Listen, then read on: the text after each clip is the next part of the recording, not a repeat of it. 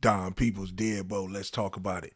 So, Bishop Whitehead, we got to talk about this situation, man, that went down with him getting stuck up at his own congregation for his jewelry, and nobody did nothing.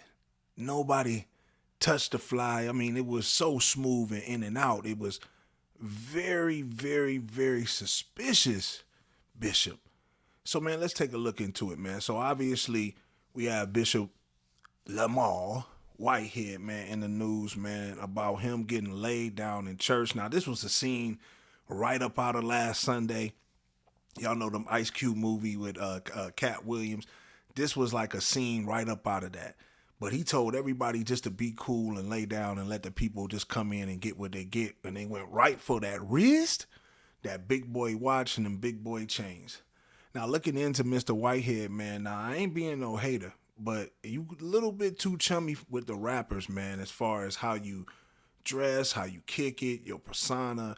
I understand you've been in jail, you come from the streets, and I understand that Jesus came from those similar, beginnings, obviously, coming from the street back in the day. But eventually you transition. When I look at you, it looks like you still trying to keep up with the Joneses. So in return, I don't seem too far fetched that this might be an insurance sham. Because nobody else in the church got touched.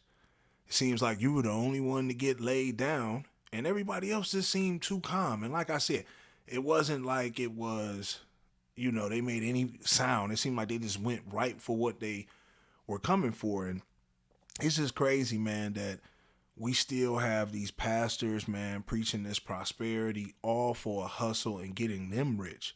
I'm tired of seeing the pastors, man, riding the Bentleys, flying on the jets. They're supposed to be in the ground, doing the stuff with the people, using their wealth to give back to their communities and stuff like that and build up their churches and stuff. What they trying to do is they trying to get over on the system just like the people that are coming in to, give worship and, trying to find a loophole in the system. I mean, to come up with this elaborate situation, not only did you go viral, and people go viral for some of the dumbest stuff, and um, it's hard to say that everything is not scripted because some of this stuff you just can't make up. But obviously, man, with him being connected to hip hop, it wouldn't surprise me if he knew about the rituals and everything you got to go through as far as humiliation and stuff like that. Obviously, he's trying to move to a higher level within the ranks.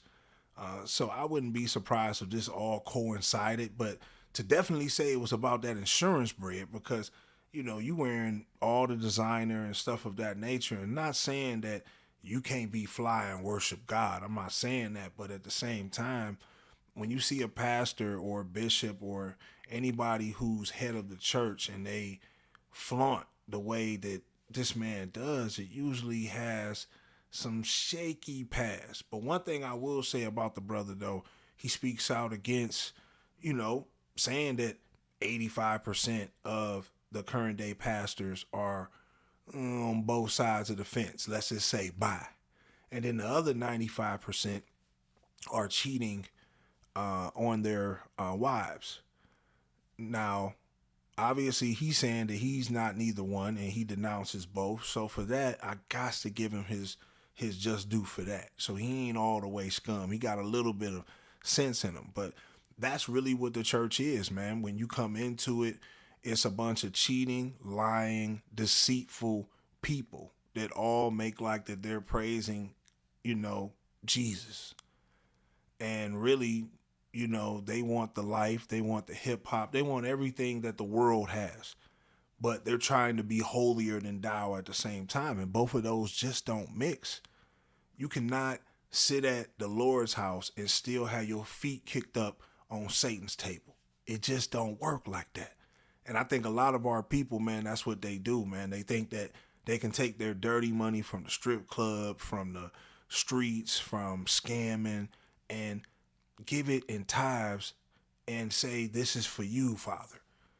When really, man, he's not accepting that. That's going into the pastor of the bishop's pocket and he about to go buy a farm with it, or he about to go on vacation with it, or he about to do whatever, blow a bag, because these dudes all want what everybody got in the world. The material, the fame. That's what everybody chasing, man. It don't matter what it is. And, for all y'all who still go to these churches, man, and line these pastors and bishops' pockets, just say that's what you're doing, because this is prosperity pimping at its finest. But again, I want y'all to get in the comment box and let me know what y'all think. Do y'all feel like this brother did this for a play on the insurance for his jewelry, which was valued, at an estimated $1 million policy? You could buy you a couple of Ferraris with that. Not saying he ain't got it in the stash, because, he been pimping for a while. But, could it be for the insurance money? Or was this just a random, hey, we've been casing the church. We know what this man got and what he has on during his sermons. We gonna come take it off of him. We ain't gonna bother nobody else, and we gonna get gone. And ain't nobody gonna make a move. But I want y'all to get in the comment box, man. Let me know what y'all think about this one, man. Y'all like, comment, subscribe, hit the notification tab, man, so y'all can tap in every time I drop a video. It's your boy Don Peoples. Deadbolt. Go.